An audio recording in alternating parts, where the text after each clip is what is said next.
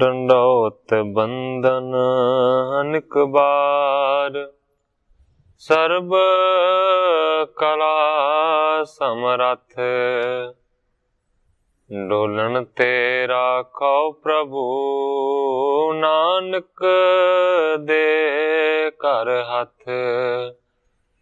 ਗਿਆਨ ਅੰਜਨ ਗੁਰ ਦਿਆ, ਅਗਿਆਨ ਅੰਧੇਰ ਵਿਨਾਸ਼, ਹਰ ਕਿਰਪਾ ਤੇ ਸੰਤ ਭੇਟਿਆ, ਨਾਨਕ ਮਨ ਪਰਗਾਸ। ਯਾਹੀ ਕੁਲ ਤੇ ਪ੍ਰਗਟ ਹੋਏ, ਤਾਹੀ ਕੁਲ ਕੋ ਨਾਮ। ਪੁਨ ਦਵਾਦਸ ਗੁਰਿੰਦ ਕਉ, ਮੇਰੀ ਹੈ ਪ੍ਰਣਾਮ। ਪਰਮ ਸਤਿਕਾਰਯੋਗ ਸਤਿਗੁਰੂ ਜੀ ਦੇ ਪਾਵਨ ਪਵਿੱਤਰ ਦਰਬਾਰ ਵਿੱਚ ਬੈਠੀ ਹੋਈ ਸਾਧ ਸੰਗਤ ਜੀਓ, ਆਪਣੀਆਂ ਮਨ ਬਿਰਤੀਆਂ ਨੂੰ ਇਕਾਗਰ ਕਰਨ ਦੇ ਲਈ, ਰਸਨਾ ਨੂੰ ਪਵਿੱਤਰ ਕਰਨ ਲਈ ਇੱਕ ਵਾਰੀ ਸਾਰੇ ਹੀ ਰਲ ਕੇ ਆਖੀਏ, ਧੰਨ ਸ੍ਰੀ ਸਤਿਗੁਰੂ ਜਗਜੀਤ ਸਿੰਘ ਸੱਚੇ ਪਾਤਸ਼ਾਹ।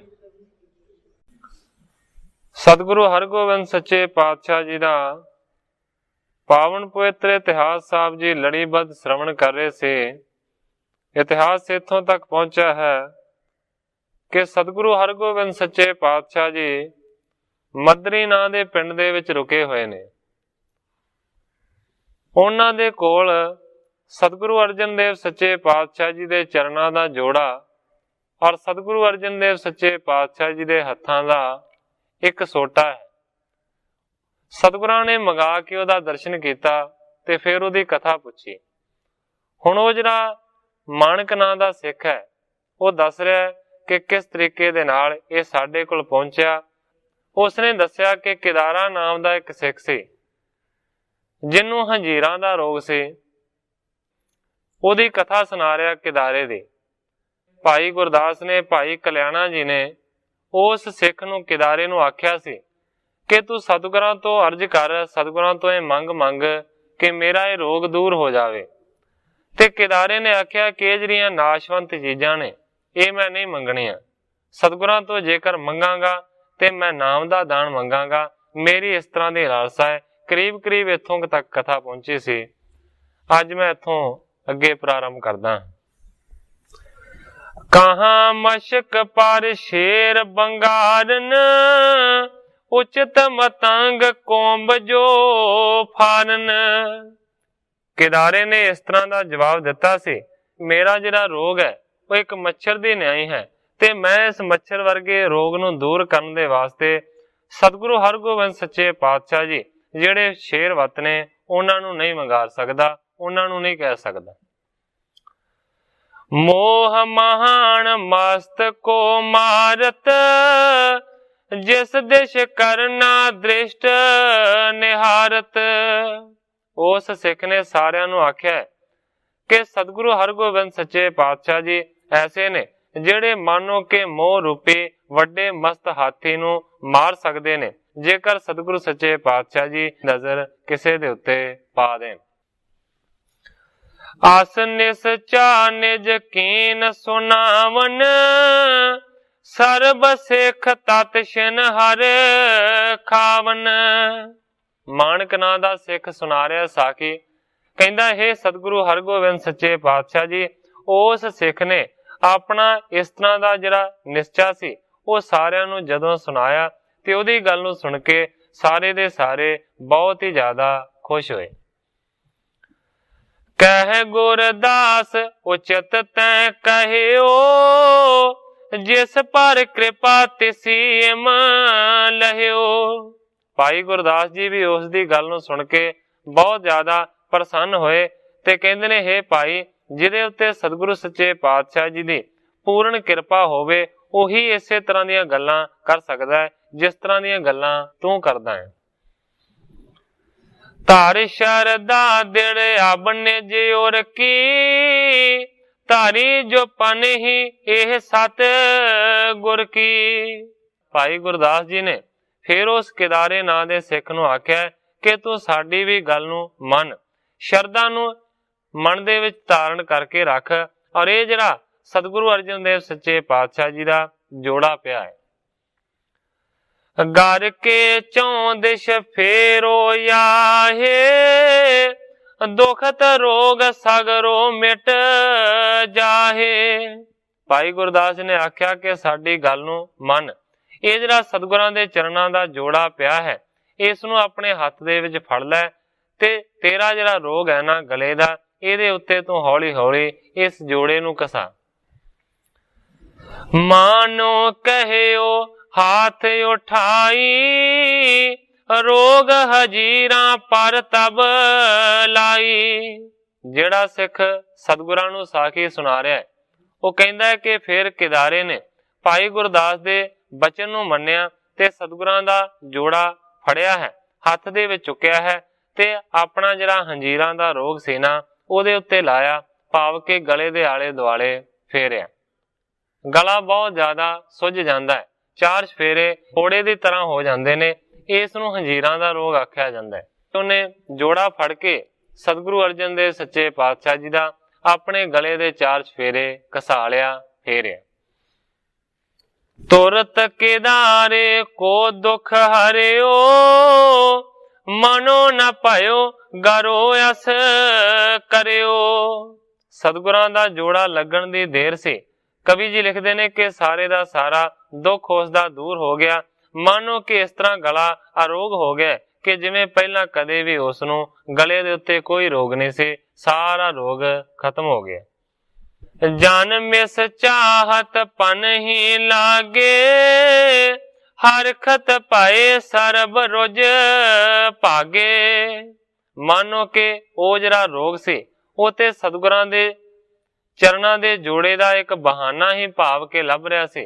जदों ही जोड़ा गल दे नाल लग्या ते सारा रोग दूर हो गया। केदारा भी बड़ा खुश होया ते वेखण वाले भी बहुत ज्यादा प्रसन्न होए। कितक समय में सतगुर जागे, पिखियो केदारा बैठियो आगे। क्योंकि कल दे प्रसंग दे विच इस तरह दा वचन आया सी कि अमृत वेला होण वाला है, सतगुरां दे उठण दा समा हो चुका सी। इन्ने चिर नूं कवि जी लिखदे ने कि सतगुरां दे उठण दा समा हो गया। सतगुरु जी जाग पए ने ते की देखदे ने कि बहुत सारे सिख हजूरी ते लागे बैठे ही बैठे ने, इस तो इलावा वो केदारा भी लागे बैठा। पादे अर बंधन बंदे गुर को, बूझत पाए कहां रोज घर को।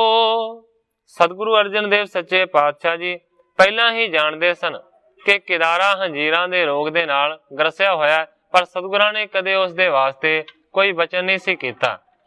अज जदों देखिया है कि केदारा अरोग रहत बैठा है, सतगुरु अर्जन देव सच्चे पातशाह जी ने उठदियां सार सवाल किया, कहां रोज घर को गयो। कहंदे ने हे केदारिया, तेरे गल दा जिहड़ा रोग सी हंजीरां दा वो कित्थे गया। सुन कर सगरी बात बताई, तुमरी पन ही अबै लगाई। भावें के अंतरजामी सतगुरु सच्चे पातशाह जी सारा कुछ जानते सन, पर जान बुझ के सतगुरु अर्जन देव सच्चे पातशाह जी ने अनजान बन के जदों सवाल किया ते उस वेले हथ जोड़ के फिर केदारे ने सारी वार्ता सुनाई। कहंदा सच्चे पातशाह, तुहाडे चरणां दा जिहड़ा जोड़ा है ना, इनू मैं अपने रोग दे उत्ते लाया। अनक जतन ते गयो न जोए, तनक समय मैं दीनस खोए।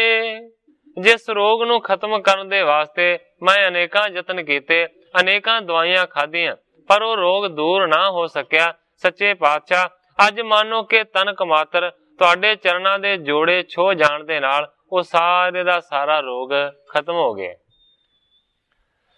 तब सतगुर ले आसा हाथ, पन ही कोई उठाए तेहे साथ। जदों केदारे ने इस तरह की वार्ता सुनाई, उसे वेले सतगुरु अर्जन देव सच्चे पातशाह जी ने अपने सोटे नू हथ दे विच फड़िया है ते सोटे दे नाल उस जोड़े नू उठा लिया। दई केदारे को इम कहियो, जिम तेरे घर को दुख दहियो। ਸੋਟੇ ਦੇ ਅੜੇਸ ਲਾ ਕੇ ਸਤਿਗੁਰੂ ਸੱਚੇ ਪਾਤਸ਼ਾਹ ਜੀ ਨੇ ਸੋਟਾ ਵੀ ਦੇ ਦਿੱਤਾ ਕਿਦਾਰੇ ਨੂੰ ਤੇ ਜੋੜਾ ਵੀ ਦੇ ਦਿੱਤਾ, ਤੇ ਨਾਲ ਹੀ ਸਤਿਗੁਰਾਂ ਨੇ ਬਚਨ ਕੀਤਾ, ਕਹਿੰਦੇ ਨੇ ਜਿਮ ਤੇਰੇ ਘਰ ਕੋ ਦੁੱਖ ਦਹਿਓ, ਜਿਸ ਤਰ੍ਹਾਂ ਇਸ ਜੋੜੇ ਦੇ ਨਾਲ ਮੰਨੋ ਕਿ ਤੇਰਾ ਹੰਜੀਰਾਂ ਦਾ ਰੋਗ ਖਤਮ ਹੋ ਗਿਆ, ਤੂੰ ਅਰੋਗ ਹੋ ਗਿਆ, ਇਸ ਤੋਂ ਅਗਲੇ ਆਉਣ ਵਾਲੇ ਸਮੇਂ ਦੇ ਵਿੱਚ ਹੋਰ ਵੀ ਬਹੁਤ ਸਾਰੇ ਇਸ ਤਰ੍ਹਾਂ ਦੇ ਰੋਗੀ ਇਸ ਜੋੜੇ ਦੇ ਨਾਲ ਠੀਕ ਹੋਇਆ ਕਰਨਗੇ। ਤਿਮ ਕੋ ਅਪਰ ਹੰਜੀਰਾਂ ਵਾਰੇ, ਕਰ ਲਗਾਵਣ ਰੋਗ ਬੇਦਾਰੇ। ਸਤਿਗੁਰੂ ਅਰਜਨ ਦੇਵ ਸੱਚੇ ਪਾਤਸ਼ਾਹ ਜੀ ਨੇ ਹੁਕਮ ਕੀਤਾ ਕਿ ਹੋਰ ਵੀ ਜਿਹੜੇ ਹੰਜੀਰਾਂ ਦੇ ਰੋਗ ਦੇ ਨਾਲ ਗ੍ਰਸੇ ਹੋਏ ਮਨੁੱਖ ਹੋਣਗੇ, ਜਦੋਂ ਹੀ ਜੋੜਾ ਇਹ ਲੱਗਿਆ ਕਰੇਗਾ ਉਹਨਾਂ ਦੇ ਗਲੇ ਤੇ ਉਹਨਾਂ ਦਾ ਰੋਗ ਦੂਰ ਹੋ ਜਾਇਆ ਕਰੇਗਾ। ਪਨਹੀ ਜੁਤ ਆਸਾ ਘਰ ਰਾਖੋ, ਚਿਰੰਕਾਲ ਇਹ ਰਹਿ ਲਾਖੋ। ਉਸ ਵੇਲੇ ਸਤਿਗੁਰੂ ਅਰਜਨ ਦੇਵ ਸੱਚੇ ਪਾਤਸ਼ਾਹ ਜੀ ਨੇ ਕੇਦਾਰੇ ਨੂੰ ਆਖਿਆ ਸੀ, ਮੇਰੇ ਸੋਟੇ ਦੇ ਸਮੇਤ ਇਸ ਜੋੜੇ ਨੂੰ ਤੂੰ ਆਪਣੇ ਘਰ ਦੇ ਵਿੱਚ ਰੱਖ, ਬਹੁਤ ਲੰਮਾ ਸਮਾਂ ਤੱਕ ਇਸੇ ਤਰੀਕੇ ਦੇ ਨਾਲ ਇਹ ਜਿਹੜੀਆਂ ਦੋਵੇਂ ਚੀਜ਼ਾਂ ਨੇ ਨਾ ਇਹ ਕਾਇਮ ਰਹਿਣਗੇ। ਸੁਣਤ ਆ ਗਿਆ ਤਬ ਲੀਨ ਕੇਦਾਰੇ, ਰਾਖੇ ਆਪਣੇ ਸਦਨ ਮਝਾਰੇ। ਸਤਿਗੁਰੂ ਅਰਜਨ ਦੇਵ ਸੱਚੇ ਪਾਤਸ਼ਾਹ ਜੀ ਦੀ ਆਗਿਆ ਨੂੰ ਹੁਕਮ ਨੂੰ ਪਾ ਕੇ ਕੇਦਾਰੇ ਨੇ ਦੋਵੇਂ ਚੀਜ਼ਾਂ ਨੂੰ ਪ੍ਰਵਾਨ ਕੀਤਾ ਤੇ ਆਪਣੇ ਘਰ ਦੇ ਵਿੱਚ ਸੁਧਾਰ ਕੇ ਚੰਗੇ ਤਰੀਕੇ ਦੇ ਨਾਲ ਸੰਭਾਲ ਕੇ ਉਹ ਦੋਵੇਂ ਚੀਜ਼ਾਂ ਰੱਖ ਲਈਆਂ। ਪੂਜਾ ਕਰੈ ਧਰੋ ਇਹ ਰਹਿ, ਆਏ ਰੁਜੀ ਤਿਸ ਕੋ ਰੁਜ ਦਹਿ। ਹਮੇਸ਼ਾ ਪੂਜਾ ਕਰਦਾ ਰਿਹਾ ਦੋਵਾਂ ਚੀਜ਼ਾਂ ਦੀਆਂ। ਜਿਹੜਾ ਵੀ ਕੋਈ ਹੰਜੀਰਾਂ ਦੇ ਰੋਗ ਦੇ ਨਾਲ ਗ੍ਰਸਿਆ ਹੋਇਆ ਆਉਂਦਾ ਸੀ, ਉਹ ਸਤਿਗੁਰਾਂ ਦੇ ਚਰਨਾਂ ਦਾ ਜੋੜਾ ਲਾ ਦਿੰਦਾ ਸੀ ਰੋਗ ਦੇ ਉੱਤੇ, ਉਹਦੇ ਗਲੇ ਦੇ ਉੱਤੇ, ਤੇ ਰੋਗ ਮੁੱਕ ਜਾਂਦਾ ਸੀ। ਸੁਣਤ ਆਨੰਦ ਪਾਏ ਸਿੱਖ ਬ੍ਰਿੰਦ, ਬਸੇ ਨਿਸਾ ਸ੍ਰੀ ਹਰਿ ਗੋਬਿੰਦ। ਮਾਣਕ ਨਾਂ ਦੇ ਸਿੱਖ ਨੇ ਸਾਰੀ ਇਸ ਤਰ੍ਹਾਂ ਦੀ ਵਾਰਤਾ ਸੁਣਾਈ ਹੈ, ਪਰ ਕਹਿੰਦਾ ਸੱਚੇ ਪਾਤਸ਼ਾਹ ਹੁਣ ਮੰਨੋ ਕਿ ਕੇਦਾਰਾ ਮਾਤਲੋਕ ਦੇ ਵਿੱਚ ਨਹੀਂ ਹੈ, ਇਸ ਕਰਕੇ ਅਸੀਂ ਪਿੰਡ ਦੇ ਜਿਹੜੇ ਲੋਕ ਹਾਂ ਸਤਿਗੁਰਾਂ ਦੇ ਜੋੜੇ ਨੂੰ ਵਰਤਦੇ ਹਾਂ, ਤੇ ਜਿਹੜਾ ਵੀ ਕੋਈ ਹੰਜੀਰਾਂ ਦੇ ਰੋਗ ਦੇ ਨਾਲ ਗ੍ਰਸਿਆ ਹੁੰਦਾ ਹੈ ਉਹਨੂੰ ਦੂਰ ਕਰਦੇ ਹਾਂ। ਸਤਿਗੁਰੂ ਹਰਗੋਬਿੰਦ ਸੱਚੇ ਪਾਤਸ਼ਾਹ ਜੀ ਨੇ ਸਾਰੀ ਦੀ ਸਾਰੀ ਕਥਾ ਸੁਣੀ ਹੈ। ਇਸ ਤੋਂ ਇਲਾਵਾ ਹੋਰ ਵੀ ਸਿੱਖਾਂ ਨੇ ਸੁਣੀ ਹੈ ਤੇ ਕਥਾ ਨੂੰ ਸੁਣ ਕੇ ਬਹੁਤ ਜ਼ਿਆਦਾ ਆਨੰਦਿਤ ਹੋਏ। ਖਾਣ ਪਾਣ ਕਰ ਭਲੀ ਪ੍ਰਕਾਰਾ, ਸੁਪਤ ਜਥਾ ਸੁਖ ਭਈ ਸਕਾਰਾ। ਸਤਿਗੁਰੂ ਹਰਗੋਬਿੰਦ ਸੱਚੇ ਪਾਤਸ਼ਾਹ ਜੀ ਨੇ ਪ੍ਰਸ਼ਾਦ ਪਾਣੀ ਛਕਿਆ ਹੈ ਚੰਗੇ ਤਰੀਕੇ ਦੇ ਨਾਲ, ਤੇ ਫਿਰ ਰਾਤ ਦੇ ਵੇਲੇ ਸਤਿਗੁਰੂ ਸੱਚੇ ਪਾਤਸ਼ਾਹ ਜੀ ਬਿਰਾਜੇ ਔਰ ਫਿਰ ਅਗਲੀ ਸਵੇਰ ਹੋ ਗਈ, ਅੰਮ੍ਰਿਤ ਵੇਲਾ ਹੋ ਗਿਆ। ਸੋਚ ਇਸ਼ਨਾਨ ਠਾਣ ਗੁਰ ਚਲੇ, ਨਮੋ ਕਰਤ ਸਿੱਖ ਜੇ ਮਗ ਮਿਲੇ। ਇਸ਼ਨਾਨ ਪਾਣੀ ਕਰਕੇ ਦਿਨ ਦੇ ਚੜ੍ਹਾਅ ਦੇ ਨਾਲ ਸਤਿਗੁਰੂ ਸੱਚੇ ਪਾਤਸ਼ਾਹ ਜੀ ਨੇ ਫਿਰ ਅੱਗੇ ਜਾਣ ਦੀ ਤਿਆਰੀ ਕੀਤੀ ਹੈ। ਨਮੋ ਕਰੇ ਸਿੱਖ ਜੇ ਮਗ ਮਿਲੇ, ਜਿਹੜੇ ਰਸਤੇ ਦੇ ਵਿੱਚ ਸਤਿਗੁਰਾਂ ਨੂੰ ਮਿਲੇ ਉਹਨਾਂ ਨੇ ਸਤਿਗੁਰਾਂ ਦੇ ਚਰਨਾਂ ਦੇ ਉੱਤੇ ਨਮਸਕਾਰ ਕੀਤੀ। ਮਟਮੀ ਆਏ ਸਿਵਰ ਕੋ ਕਾਲਾ, ਹੈ ਤੇ ਉਤਰੇ ਗੁਰੂ ਕਿਰਪਾਲਾ। ਗ੍ਰੰਥਾਕਾਰ ਭਾਈ ਸੰਤੋਖ ਸਿੰਘ ਜੀ ਲਿਖਦੇ ਨੇ, ਇਸੇ ਤਰ੍ਹਾਂ ਚਲਦਿਆਂ ਚਲਦਿਆਂ ਆਖਰਕਾਰ ਮਟਵੀਂ ਨਾਂ ਦੇ ਪਿੰਡ ਦੇ ਵਿੱਚ ਸਤਿਗੁਰੂ ਸੱਚੇ ਪਾਤਸ਼ਾਹ ਜੀ ਪਹੁੰਚੇ ਨੇ। ਦਰਅਸਲ ਭਾਈ ਕੇ ਮਟੂ ਉਸ ਪਿੰਡ ਦਾ ਨਾਂ ਸੀ, ਪਰ ਉਸ ਨੂੰ ਮਟਵੀਂ ਵੀ ਆਮ ਕਰਕੇ ਆਖਿਆ ਜਾਂਦਾ ਹੈ। ਗੁਜਰਾਂਵਾਲਾ ਤਹਿਸੀਲ ਦੇ ਵਿੱਚ ਇਹ ਪਿੰਡ ਹੈ। ਹੁਣ ਗ੍ਰੰਥਾਕਾਰ ਭਾਈ ਸੰਤੋਖ ਸਿੰਘ ਜੀ ਨੇ ਲਿਖਿਆ ਕਿ ਮਟਵੀਂ ਨਾਂ ਦੇ ਪਿੰਡ ਦੇ ਵਿੱਚ ਸਤਿਗੁਰੂ ਸੱਚੇ ਪਾਤਸ਼ਾਹ ਜੀ ਨੇ ਆਣ ਕੇ ਡੇਰਾ ਲਾਇਆ। ਸਤਿਗੁਰੂ ਜੀ ਘੋੜੇ ਤੋਂ ਥੱਲੇ ਉਤਰੇ ਨੇ, ਇਸ ਤਰੀਕੇ ਦੇ ਨਾਲ ਮਟਵੀਂ ਪਹੁੰਚੇ। ਮਾਈ ਭਾਗ ਭਰੀ ਦੇ ਘਰ ਦੇ ਵਿੱਚੋਂ, ਕਸ਼ਮੀਰ ਦੇ ਵਿੱਚੋਂ ਕਿਸ ਤਰੀਕੇ ਦੇ ਨਾਲ ਸਤਿਗੁਰੂ ਸੱਚੇ ਪਾਤਸ਼ਾਹ ਜੀ ਵਾਪਸ ਆਏ ਨੇ, ਉਸ ਨੂੰ 4-5 ਸਤਰਾਂ ਦੇ ਵਿੱਚ ਕਰਤਾਰ ਸਿੰਘ ਜੀ ਕਲਾਸ ਵਾਲੀਏ ਨੇ ਇਸ ਤਰ੍ਹਾਂ ਬਿਆਨ ਕੀਤਾ ਹੈ ਕਿ ਕਿਸ ਤਰ੍ਹਾਂ ਉਸ ਸੇਵਾ ਦਾਸ ਤੇ ਭਾਗ ਭਰੀ ਦੇ ਘਰ ਦੇ ਵਿੱਚੋਂ ਚੱਲੇ ਤੇ ਕਿਸ ਤਰ੍ਹਾਂ ਮਟਵੀਂ ਪਹੁੰਚੇ। सेवा दास दे ताई दस्तार दे के गुरु पिछाणु रुख परताया ए। करदे सैर शिकार पहाड़ वेंदे सिखा सेवकां ताई तराया ए। लंघ जेहलमो हो गुजरात थानी चल हाफजाबाद दे दाया ए। उथों जाए पहुंचे ननकाने साहिब लोक बार दे हुम हुमाया ए। 8वें दिन निमाणी दा वेख मेला 8वें दिन निमाणी दा वेख मेला गुर मदरी डेरा उठाया ए। उथों मटवी आए करतार सिंगा दूर देश दे सफर मुकाया ए। सारी कथा नूं बयान कीता है कि पहला हाफजाबाद पहुंचे ने, इस तो बाद ननकाने साहब दे मेले ते गए ने ते फिर मदरी नां दे पिंड दे विच डेरा लाया ते आखिरकार हुण मटवी सतगुरु सच्चे पातशाह जी आण के ठहर गए।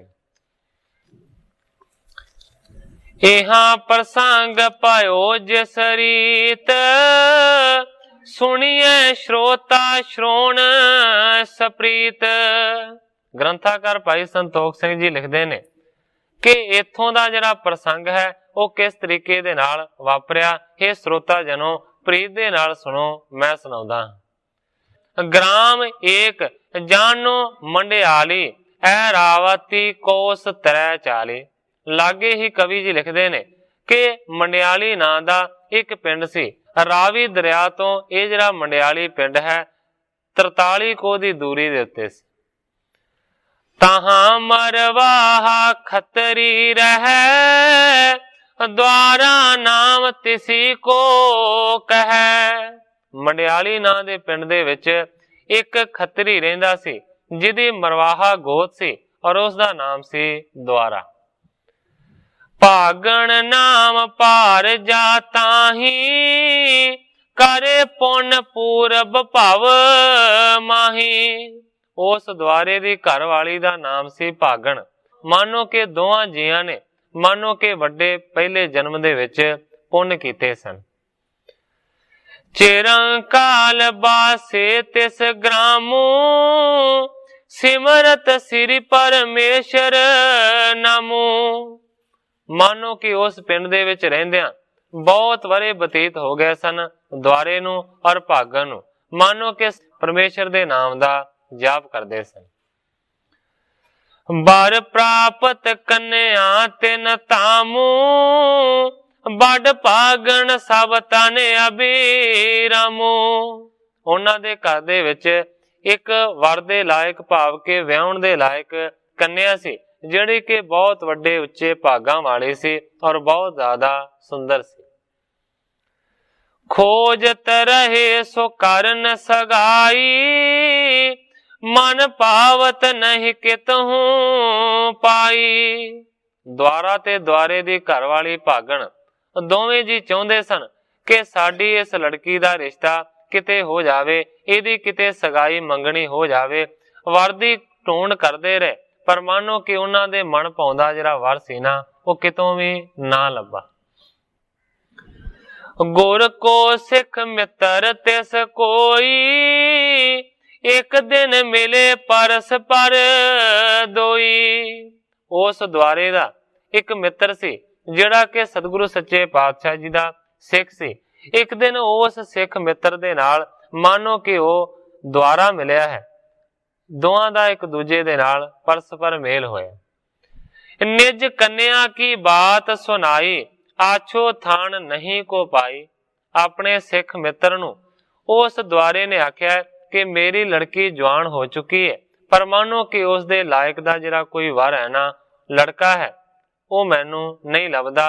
आछो थान नहीं को पाई, कोई चंगी जगह ऐसी नहीं लभदी कि जिथे मैं अपने लड़की दे रिश्ते नूं कर दें। जे तो को कित मालम होए देहो बेताए ठिकानो कोए। उसने अपने सिख मित्र नूं आख्या कि जेकर तेरी नजर दे विच कोई चंगा घर ते कोई चंगा लड़का होवे ਤਾਂ ਤੂੰ ਮੈਨੂੰ ਦੱਸ ਪਾ ਦੇ, ਐਸੀ ਜੇਕਰ ਕੋਈ ਜਗ੍ਹਾ ਤੂੰ ਜਾਣਦਾ ਹੈ। ਸੁਣਤ ਸਿੱਖ ਨੇ ਹਿਰਦੈ ਵਿਚਾਰੀ, ਜੇ ਸਤ ਗੁਰ ਕੋ ਦੇਹ ਕੁਮਾਰੀ। ਜਦੋਂ ਸਿੱਖ ਨੂੰ ਦੁਆਰੇ ਨੇ ਆਖਿਆ ਤੇ ਸਿੱਖ ਨੇ ਆਪਣੇ ਮਨ ਦੇ ਵਿੱਚ ਵਿਚਾਰ ਕੀਤੀ ਕਿ ਜੇਕਰ ਇਹ ਮੇਰਾ ਦੋਸਤ, ਮੇਰਾ ਮਿੱਤਰ ਆਪਣੀ ਲੜਕੀ ਨੂੰ ਸਤਿਗੁਰੂ ਸੱਚੇ ਪਾਤਸ਼ਾਹ ਜੀ ਦੇ ਨਾਲ ਵਿਆਹ ਦੇਵੇ ਤੇ ਬਹੁਤ ਚੰਗੀ ਗੱਲ ਹੈ। ਜਿਨ ਤੇ ਆਛੋ ਅਪਰ ਨਾ ਕੋਈ, ਜੇ ਇਹ ਸੁਤਾ ਭਾਗ ਵੱਡ ਹੋਈ। ਕਿਉਂਕਿ ਸਤਿਗੁਰੂ ਸੱਚੇ ਪਾਤਸ਼ਾਹ ਜੀ ਤੋਂ ਵਧੀਆ ਵਰ ਤੇ ਹੋਰ ਕੋਈ ਹੋ ਹੀ ਨਹੀਂ ਸਕਦਾ, ਸਤਿਗੁਰਾਂ ਤੋਂ ਜ਼ਿਆਦਾ ਸੋਹਣਾ ਤੇ ਕੋਈ ਹੋ ਹੀ ਨਹੀਂ ਸਕਦਾ। ਇਸ ਕਰਕੇ ਸਿੱਖ ਨੇ ਆਖਿਆ ਕਿ ਜੇਕਰ ਇਸ ਲੜਕੀ ਦੇ ਵੱਡੇ ਭਾਗ ਹੋਣਗੇ ਤੇ ਮੰਨੋ ਕਿ ਸਤਿਗੁਰਾਂ ਦੇ ਨਾਲ ਇਸ ਦਾ ਰਿਸ਼ਤਾ ਜੁੜ ਜਾਏਗਾ। ਕਹਿਤ ਪਾਇਓ ਸੁਣ ਸਖਾ ਹਮਾਰੇ, ਜੇ ਸੰਬੰਧ ਬਣ ਜਾਹੇ ਤਿਹਾਰੇ। ਉਹਦੀ ਗੱਲ ਨੂੰ ਸੁਣ ਕੇ ਫਿਰ ਦੁਆਰੇ ਨੂੰ ਸਿੱਖ ਕਹਿੰਦਾ ਲੜਕਾ ਤੇ ਹੈ ਮੇਰੀ ਨਜ਼ਰ ਦੇ ਵਿੱਚ, ਜਿਹਦੇ ਤੋਂ ਸੋਹਣਾ ਹੋਰ ਕੋਈ ਹੋ ਵੀ ਨਹੀਂ ਸਕਦਾ, ਘਰ ਵੀ ਬੜਾ ਉੱਚਾ ਤੇ ਸੁੱਚਾ ਹੈ। ਕਹਿੰਦਾ ਇਹ ਸਖਾ ਸੁਣ, ਜੇ ਸੰਬੰਧ ਬਣ ਜਾਹੇ ਤਿਹਾਰੇ, ਜੇਕਰ ਤੇਰੀ ਲੜਕੀ ਦਾ ਸੰਬੰਧ ਉੱਥੇ ਬਣ ਗਿਆ ਤੇ ਇਸ ਤੋਂ ਚੰਗੀ ਹੋਰ ਕੋਈ ਵੀ ਗੱਲ ਨਹੀਂ ਹੋਏਗੀ। ਤਾਨੇ ਆਪ ਕੋ ਜਾਨੋ ਫੇਰ, ਜਿਨ ਕੇ ਸਮ ਕੋ ਅਪਰ ਨਾ ਹੇਰ। ਤੂੰ ਧਨ ਭਾਗਾਂ ਵਾਲਾ ਹੋ ਜਾਏਗਾ ਜੇਕਰ ਰਿਸ਼ਤਾ ਉੱਥੇ ਜੁੜ ਗਿਆ, ਜਿਨ੍ਹਾਂ ਦੇ ਸਮਾਨ ਹੋਰ ਦੁਨੀਆ ਦੇ ਵਿੱਚ ਕੋਈ ਵੀ ਨਹੀਂ। ਉਸ ਸਿੱਖ ਦੀ ਗੱਲ ਨੂੰ ਸੁਣ ਕੇ ਬਹੁਤ ਜ਼ਿਆਦਾ ਦੁਆਰਾ ਹੈਰਾਨ ਹੋਇਆ। ਸਵਾਲ ਕਰਦਾ ਐਸਾ ਕੌਣ ਵਰ ਹੈ? ਸ੍ਰੀ ਅਰਜਨ ਸੁਤ ਜੋਦਾ ਬਲੀ, ਸ੍ਰੀ ਹਰਿ ਗੋਬਿੰਦ ਸੂਰਤ ਭਲੀ। ਤੇ ਉਸ ਸਿੱਖ ਨੇ ਆਖਿਆ ਕਿ ਸਤਿਗੁਰੂ ਅਰਜਨ ਦੇਵ ਸੱਚੇ ਪਾਤਸ਼ਾਹ ਜੀ ਦਾ ਪੁੱਤਰ, ਜਿਹੜਾ ਕਿ ਬਹੁਤ ਵੱਡਾ ਯੋਧਾ ਹੈ, ਜਿਹੜਾ ਕਿ ਬਹੁਤ ਵੱਡਾ ਬਲੀ ਹੈ, ਜਿਨ੍ਹਾਂ ਦਾ ਨਾਮ ਸਤਿਗੁਰੂ ਹਰਗੋਬਿੰਦ ਹੈ।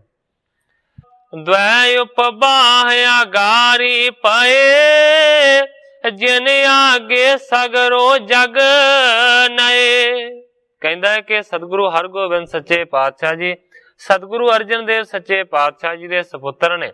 ਤੇ ਮੰਨੋ ਕਿ ਸਤਿਗੁਰੂ ਨਾਨਕ ਦੀ ਗੁਰਿਆਈ ਚੱਲੀ ਆਉਂਦੀ ਹੈ, ਉਹਨਾਂ ਦੀ ਗੁਰਿਆਈ ਦੇ ਉੱਤੇ ਸਤਿਗੁਰੂ ਹਰਗੋਬਿੰਦ ਜੀ ਬੈਠੇ ਨੇ, ਜਿਨ੍ਹਾਂ ਦੀ ਸੂਰਤ ਬੜੀ ਸੁੰਦਰ ਹੈ। ਔਰ ਇਸ ਤੋਂ ਇਲਾਵਾ ਦੋ ਜਿਹੜੇ ਵਿਆਹ ਨੇ ਸਤਿਗੁਰਾਂ ਦੇ ਪਹਿਲਾਂ ਹੋ ਚੁੱਕੇ ਨੇ, ਜਿਹਨੇ ਆਗੇ ਸਗਰੋ ਜਗ ਨਿਵੇਂ, ਪਰ ਉਹਨਾਂ ਦੇ ਅੱਗੇ ਸਾਰੀ ਦੁਨੀਆ ਨਿਮਦੀ।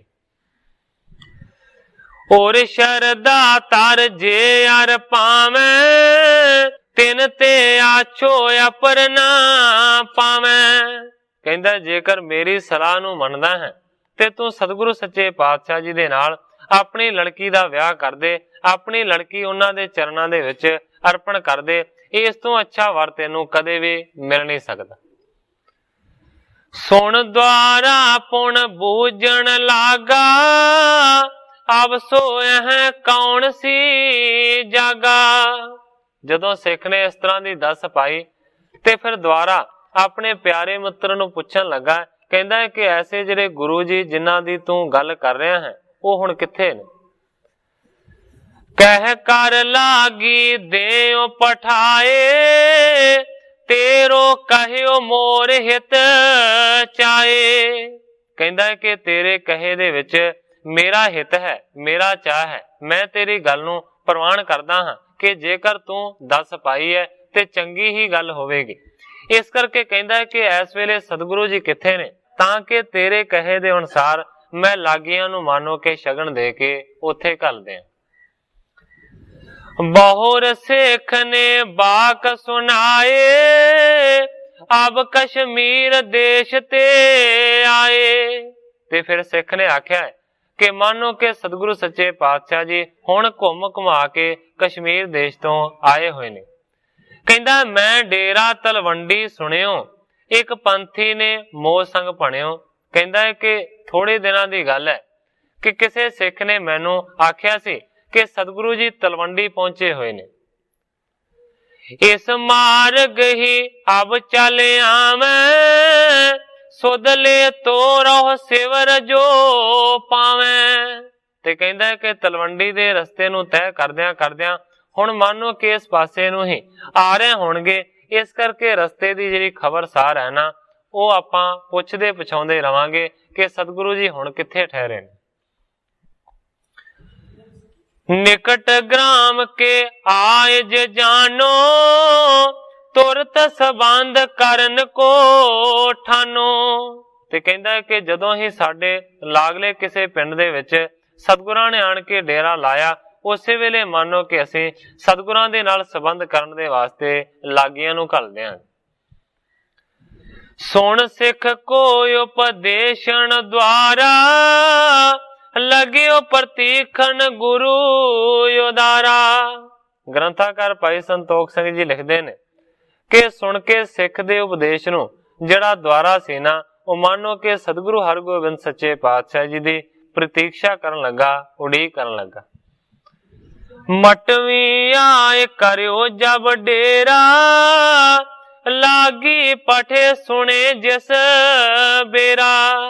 ते कवि जी लिखते ने जदों सतगुरु हरगोबिंद सच्चे पातशाह जी ने मटवी नां दे पिंड दे विच डेरा लाया ते उस वेले मानो कि इन्हां नूं खबर मिल गई क्योंकि मंडियाली नगर भी मटवी नगर दे लागे है। जदों इन्हां नूं पता लगा ते फिर द्वारे ने मानो कि तत छिन ही लागियां नूं घल दिता शगन दे के।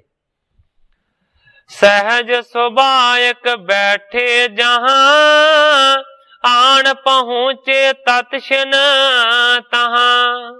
लागी दे समेत पंडित पहुंच गया है जिथे सतगुरु हरगोबिंद सच्चे पातशाह जी सहज सुभा बैठे सन। आशिक दई विपर बार जबै जेठा दूर हकारियो तबै। पंडित ने आन के सतगुरां दे सिर दे उत्ते हथ रख के आशीर्वाद दिता ते भाई जेठा जी नूं उसने दूर बुलाया।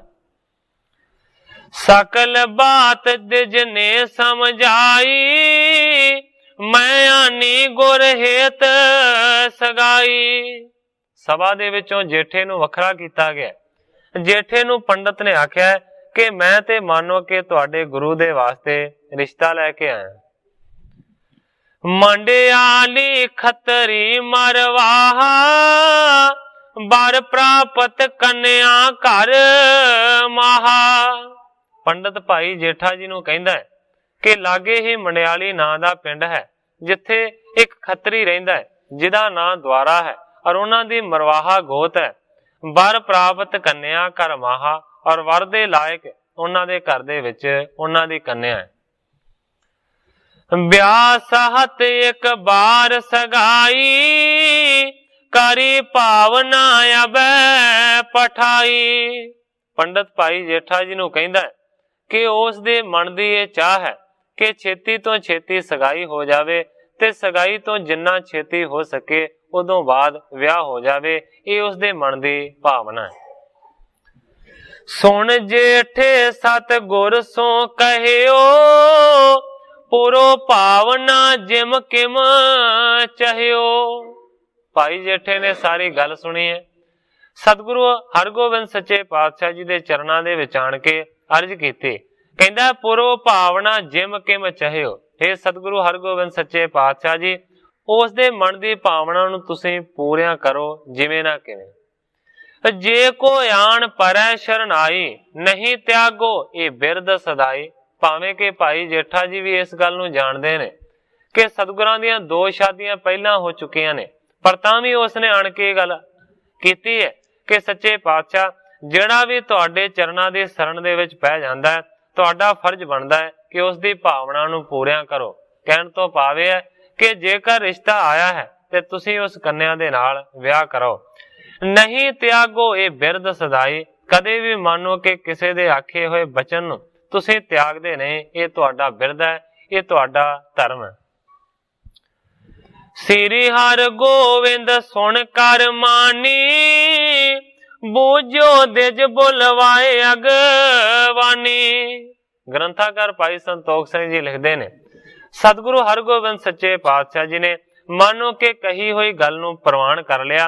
बूझो दिज बुलाए अगवानी अगे बुला के पंडित नूं पुछया। द्वारे की सब बात सुनाई धरी भावना पठी सगाई। द्वारे वाले पासे दी पंडित ने सारी गल सतगुरां नूं सुनाई है कि उन्हें भावना नूं धारण कीता है और मानो कि ਤੁਹਾਡੇ ਵਾਸਤੇ ਸ਼ਗਨ ਭੇਜਿਆ, ਸਗਾਈ ਕਰਨਾ ਚਾਹੁੰਦਾ। ਪੁਨ ਪਾਂਦਾ ਦਿਜ ਅਪਰ ਹਕਾਰਾ, ਆਣ ਗ੍ਰਾਮ ਤੇ ਬੰਧਨ ਧਾਰਾ। ਇਸ ਤੋਂ ਬਾਅਦ ਫਿਰ ਪਾਂਦੇ ਨੂੰ ਬੁਲਾਇਆ ਗਿਆ, ਜੋਤਸ਼ੀ ਨੂੰ ਬੁਲਾਇਆ ਗਿਆ, ਤੇ ਫਿਰ ਉਸਨੇ ਵੀ ਆਣ ਕੇ ਸਤਿਗੁਰਾਂ ਦੇ ਚਰਨਾਂ ਦੇ ਵਿੱਚ ਨਮਸਕਾਰ ਕੀਤੀ। ਸ਼ੁਭ ਦਿਨ ਲਗਨ ਗਿਨਿਓ ਤਿਨ ਆਛੋ, ਕਹਿਓ ਕਰੋ ਪਰਸੋਂ ਜਿਵ ਵਾਂਛੋ। ਜੋਤਸ਼ੀ ਨੇ ਫਿਰ ਟੇਵਾ ਲਾਇਆ ਹੈ। ਟੇਵੇ ਦੇ ਅਨੁਸਾਰ ਮਾਨੋ ਕਿ ਉਸਨੇ ਪਰਸੋਂ ਦਾ ਦਿਨ ਨਿਯਤ ਕੀਤਾ ਹੈ ਕਿ ਜੇਕਰ ਪਰਸੋਂ ਸਗਾਈ ਹੋਵੇਗੀ, ਰਿਸ਼ਤਾ ਤੈਅ ਹੋਵੇਗਾ, ਤੇ ਮਾਨੋ ਕਿ ਸਾਰਿਆਂ ਤੋਂ ਚੰਗੀ ਗੱਲ ਹੈ। ਇੱਥੇ ਥੋੜਾ ਜਿਹਾ ਵਿਚਾਰ ਦੀ ਲੋੜ ਹੈ। ਇਸ ਕਰਕੇ ਸੰਪਾਦਕ ਨੇ ਇਸ ਦੇ ਬਾਰੇ 5-7 ਸਤਰਾਂ ਲਿਖੀਆਂ ਨੇ, ਉਹ ਮੈਂ ਤੁਹਾਡੇ ਸਾਹਮਣੇ ਪੜ੍ਹ ਕੇ ਸੁਣਾਉਂਦਾ। ਸੰਪਾਦਕ ਜੀ ਲਿਖਦੇ ਨੇ ਕਿ ਇੱਕ ਤੋਂ ਵਧੇਰੇ ਵਿਆਹਾਂ ਦੀ ਬਾਬਤ ਕਈ ਵੇਰ ਪੁੱਛ ਹੋ ਜਾਂਦੀ ਹੈ ਕਿ ਇੰਨੇ ਵਿਆਹ ਸਤਿਗੁਰਾਂ ਦੇ ਕਿਉਂ ਹੋਏ। ਕਹਿੰਦੇ ਨੇ ਕਿ ਹਾਲਾਤ ਪੂਰੇ ਖੋਜੇ ਨਹੀਂ ਜਾ ਚੁੱਕੇ ਕਿ ਆਖਰਕਾਰ ਐਸਾ ਕਿਉਂ ਸੀ। ਜੋ ਕੁਝ ਹੁਣ ਤੱਕ ਪਤਾ ਚੱਲਦਾ ਹੈ ਉਹ ਇਸ ਤਰ੍ਹਾਂ ਹੈ ਕਿ ਅਕਸਰ ਪ੍ਰੇਮੀ ਮਾਤਾ ਪਿਤਾ ਆਪਣੀਆਂ ਲੜਕੀਆਂ ਦੇ ਲਈ ਇਹ ਪ੍ਰਣ ਕਰ ਦਿੰਦੇ ਸਨ ਕਿ ਇਹ ਬੀਬੀ ਨੂੰ ਗੁਰੂ ਘਰ ਦੇ ਵਿੱਚ ਪ੍ਰਣਾਉਣਾ ਹੈ। ਇਹ ਗੱਲ ਜਿਸ ਬੀਬੀ ਬਾਬਤ ਪ੍ਰਗਟ ਹੋ ਜਾਏ ਉਸ ਨੂੰ ਸਾਰੇ ਸਿੱਖ ਮਾਤਾ ਜੀ ਸੱਦਣ ਲੱਗ ਜਾਂਦੇ ਸਨ, ਤੇ ਕੋਈ ਹੋਰ ਉਹਨਾਂ ਨੂੰ ਵਿਆਹੁੰਦਾ ਨਹੀਂ ਸੀ। ਸਿੱਖਾਂ ਦੀਆਂ ਇਸ ਤਰ੍ਹਾਂ ਦੀਆਂ ਭਾਵਨਾਵਾਂ ਦੂਸਰੇ ਵਿਆਹ ਦਾ ਕਾਰਨ ਹੋ ਜਾਇਆ ਕਰਦੀਆਂ ਸਨ। ਜਿਵੇਂ ਮਰਵਾਹੀ ਜੀ ਦੇ ਪਿਤਾ ਦਾ ਸੁਨੇਹਾ ਆਉਣ ਪਰ ਭਾਈ ਜੇਠੇ ਨੇ ਸਤਿਗੁਰਾਂ ਨੂੰ ਇਸ ਤਰ੍ਹਾਂ ਆਖਿਆ, ਪੁਰੋ ਭਾਵਨਾ ਜਿਮ ਕਿਮ ਚਾਹਿਓ, ਜੇ ਕੋ ਆਣ ਪਰੇ ਸਰਨਾਈ, ਨਹੀਂ ਤਿਆਗੋ ਇਹ ਬਿਰਦ ਸਦਾਈ। ਜਦੋਂ ਰਿਸ਼ਤਾ ਆਇਆ ਹੈ ਤੇ ਹੁਣੇ ਤੁਸੀਂ ਸੁਣਿਆ ਕਿ ਭਾਈ ਜੇਠਾ ਨੇ ਇਸ ਤਰ੍ਹਾਂ ਦੇ ਸਤਿਗੁਰਾਂ ਦੇ ਚਰਨਾਂ ਦੇ ਵਿੱਚ ਅਰਜ਼ ਕਰ ਦਿੱਤੀ। ਇੱਕ ਦਸ਼ਾ ਹੋਰ ਹੈ, ਜਿਵੇਂ ਕਿ ਪੰਚਮ ਸਤਿਗੁਰਾਂ ਦੇ ਪਹਿਲੇ ਮਹਿਲ ਚੜ ਗਏ ਸਨ ਤੇ ਮਗਰੋਂ ਦੂਸਰਾ ਵਿਆਹ ਸ੍ਰੀ ਪਾਵਨ ਗੰਗਾ ਜੀ ਦੇ ਨਾਲ ਹੋਇਆ ਸੀ। ਇਹ ਗੱਲ ਸੁਣੀ ਹੈ ਕਿ 500 ਸਾਖੀ ਦੇ ਵਿੱਚ ਵੀ ਲਿਖੀ ਹੈ। 10ਵੇਂ ਸਾਹਿਬਾਂ ਦੇ ਤੀਸਰੇ ਮਹਿਲ ਮਾਤਾ ਸਾਹਿਬ ਦੇਵਾਂ ਜੀ ਮਾਪਿਆਂ ਦੇ ਪ੍ਰਣ ਕੀਤੇ ਹੋਏ ਹੋਣ ਕਰਕੇ ਆਏ ਸਨ, ਪਰ ਉਹਨਾਂ ਤੋਂ ਸਤਿਗੁਰਾਂ ਨੇ ਕੁਆਰੇ ਰਹਿਣ ਦਾ ਪ੍ਰਣ ਲੈ ਕੇ ਮਹਿਲੀ ਵਾਸ ਦਿੱਤਾ ਸੀ ਤੇ ਸਾਈਂ ਸਿਮਰਨ ਵਿੱਚ ਜੋਗੀ ਰਾਜ ਤੇ ਖਾਲਸੇ ਦੀ ਮਾਤਾ ਹੋਏ ਹਨ। ਜੀਤੋ ਜੀ ਨਾਲ ਔਰ ਸੁੰਦਰੀ ਦੇ ਨਾਲ ਸਤਿਗੁਰਾਂ ਦਾ ਪਹਿਲਾ ਵਿਆਹ ਹੋ ਚੁੱਕਾ ਸੀ, ਭਾਵ ਕਿ ਪਹਿਲਾਂ ਹੀ ਸਤਿਗੁਰੂ ਗੋਬਿੰਦ ਸਿੰਘ ਸੱਚੇ ਪਾਤਸ਼ਾਹ ਜੀ ਵਿਆਹੇ ਹੋਏ ਸਨ। 2 ਵਿਆਹ ਸਨ, ਪਰ ਕਈਆਂ ਦਾ ਖਿਆਲ ਇਹ ਹੈ ਕਿ ਜੀਤੋ ਜੀ ਦੀ ਅਲ ਸੁੰਦਰੀ ਸੀ ਤੇ ਕਈਆਂ ਦਾ ਖਿਆਲ ਹੈ ਜੀਤੋ ਜੀ ਦੇ ਚਲਾਣੇ ਤੋਂ ਬਾਅਦ ਆਪ ਦਾ ਵਿਆਹ ਸੁੰਦਰੀ ਜੀ ਦੇ ਨਾਲ ਹੋਇਆ। ਪਰੰਤੂ ਤਿੰਨੇ ਮਾਤਾਵਾਂ ਦੇ ਦੇਹਰੇ ਹਨ। ਆਨੰਦਪੁਰ ਸਾਹਿਬ ਦੇ ਲਾਗੇ ਮਾਤਾ ਜੀਤੋ ਜੀ ਦਾ ਦਿਉਰਾ ਹੈ ਔਰ ਦਿੱਲੀ ਦੇ ਵਿੱਚ ਮਾਤਾ ਸੁੰਦਰੀ ਤੇ ਮਾਤਾ ਸਾਹਿਬ ਦੇਵਾਂ ਦਾ ਦਿਉਰਾ ਹੈ। ਹੁਣ ਸੰਪਾਦਕ ਨੇ ਇਹ ਕਹਿਣ ਦਾ ਯਤਨ ਕੀਤਾ ਕਿ ਪਹਿਲੀ ਤੇ ਗੱਲ ਇਹ ਹੈ ਕਿ ਜਿਹੜੇ ਗੁਰੂ ਦੇ ਪ੍ਰੇਮੀ ਸਿੱਖ ਸਨ ਅਕਸਰ ਇਸ ਤਰ੍ਹਾਂ ਦਾ ਪ੍ਰਣ ਕਰ ਲੈਂਦੇ ਸਨ ਕਿ ਆ ਜਿਹੜੀ ਸਾਡੀ ਲੜਕੀ ਹੈ ਨਾ, ਇਹਨੂੰ ਗੁਰੂ ਘਰ ਦੇ ਵਿੱਚ ਗੁਰੂ ਦੇ ਨਾਲ ਵਿਆਹੁਣਾ। ਇਸ ਕਰਕੇ ਉਸ ਦਿਨ ਤੋਂ ਲੜਕੀ ਨੂੰ ਮਾਨੋ ਕਿ ਸਿੱਖ ਸਮਾਜ ਮਾਤਾ ਕਹਿਣਾ ਸ਼ੁਰੂ ਕਰ ਦਿੰਦਾ ਸੀ। ਕੋਈ ਹੋਰ ਵੀ ਉਸ ਦੇ ਨਾਲ ਵਿਆਹ ਕਰਨ ਦੀ ਜ਼ਰੂਰਤ ਨਹੀਂ ਸੀ ਕਰਦਾ। ਇਸ ਕਰਕੇ ਮਾਨੋ ਕਿ ਸਤਿਗੁਰਾਂ ਨੂੰ ਮਜਬੂਰੀ ਦੇ ਤੌਰ ਦੇ ਉੱਤੇ ਵੀ ਸਿੱਖਾਂ ਦੀ ਭਾਵਨਾ ਨੂੰ ਪੂਰਾ ਕਰਨਾ ਪੈਂਦਾ ਸੀ।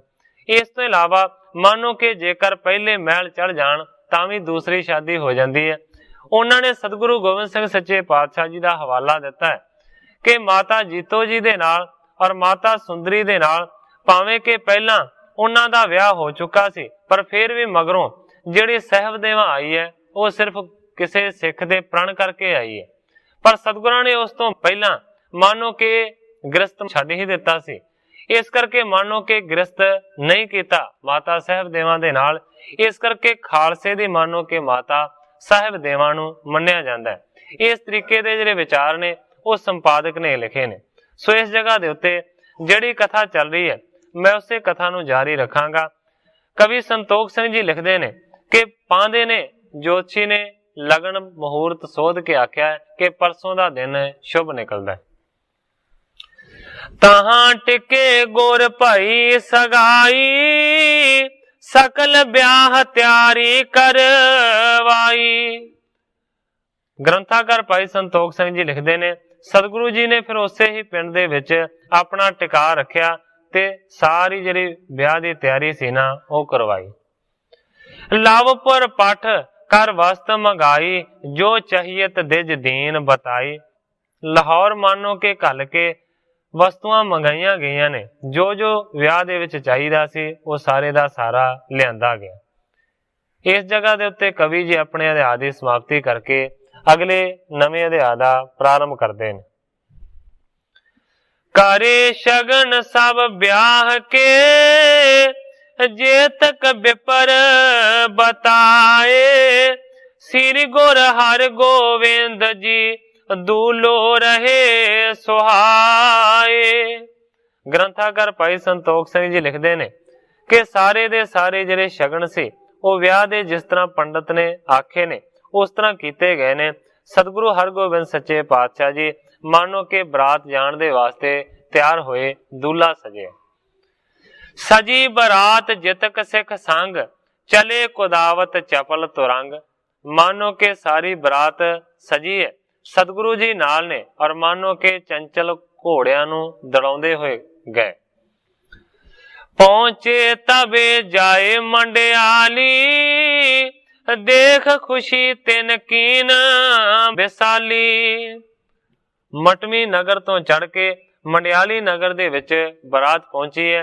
वेख के बरात नूं पिंड वालियां ने खुशी मनाई।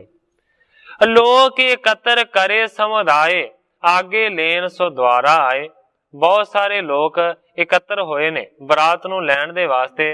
आगे लेन सो द्वारा आए, मानो कि जिहड़ा द्वारा है वो भी बरात नूं सत्कार दे नाल लैण दे वास्ते अगे आया।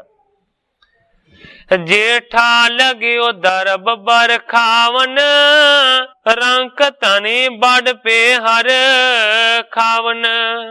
भाई जेठा ने मानो के पैसिਆਂ ਦੀ थैली ਨੂੰ ਹੱਥ ਦੇ ਵਿੱਚ ਫੜਿਆ ਹੈ और मानो के पैसिਆਂ ਦੀ ਵਰਖਾ ਕਰੀ ਜਾਂਦਾ ਹੈ। ਜਿਹੜੇ ਰੰਕ ਨੇ, ਜਿਹੜੇ ਗਰੀਬ ਨੇ, ਉਹ ਮਾनो के ਪੈਸਿਆਂ ਨੂੰ ਲੈ ਲੈ ਕੇ ਧਨਾੜ ਬਣਦੇ ਜਾਂਦੇ ਨੇ, ਪੈਸਿਆਂ ਨੂੰ ਪ੍ਰਾਪਤ ਕਰਦੇ ਨੇ।